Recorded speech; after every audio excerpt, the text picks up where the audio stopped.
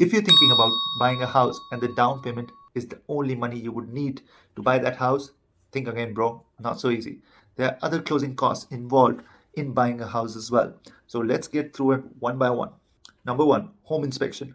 It's an optional cost. So before buying a house, you do an inspection of the house and get to know what exactly is the thing that needs to be repaired in the house, what condition the house is in. You got to know what you're buying. So home inspection usually would cost you around $300 to $600 per visit. And if you are planning to get a home inspection, keep that cost in mind. Number two, property appraisal. Your lender might get an appraisal for your property before buying the house, and he might transfer that cost to you. So that appraisal can cost somewhere around $400 to $800 for an appraisal. So keep that cost in mind. Number three, property survey. A survey outlines your property boundaries and identifies the setbacks, buildings, and other restrictions on the property. The seller might already have a survey to give it to you. If it does not and you're thinking about getting it, it can set you back around $1,500 to $2,000. Again, this is optional. Number four, title insurance. Most lenders would require you to get a title insurance of the property before buying the property. The lawyer would do that for you, and the cost for getting a title insurance can reach to around $500 to $800. So factor that in mind as well. Number five, property insurance. Lenders would ask you to get the property insurance done for the property before closing, and you have to talk to the insurance company of setting up the mortgage. Usual average insurance per month would be $200. So the first month would have to be paid. So keep that cost in mind. Number six would be mortgage insurance.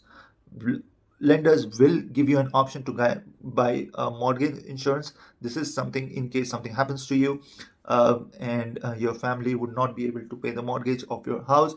That gives you an extra insurance or a safety net in case a mishappening happens. Number seven, and this is the biggest one, land transfer tax.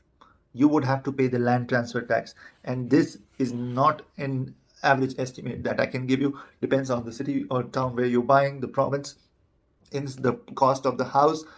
So that you have to find out yourself.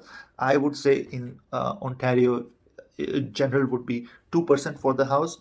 But again, this is not a fixed amount or not an average that I can give you. So you have to find out how much land transfer tax would be on your particular property. Keep that cost in mind. That would have been to be paid upfront directly in cash to the government, and then only you can close the house. So that is a big factor, big closing cost you have to keep in mind. Next is number eight, would be GST or HST. So if you're buying a brand new house and is not for your own purpose in Ontario, you would have to pay HST on the house. Again, this can be roughly around 13.5%, but you can ask for a rebate. You have to consider all these again from situations to situation. So if brand new house, not your personal property in Ontario, you would have to pay HST on it. So keep that cost in mind.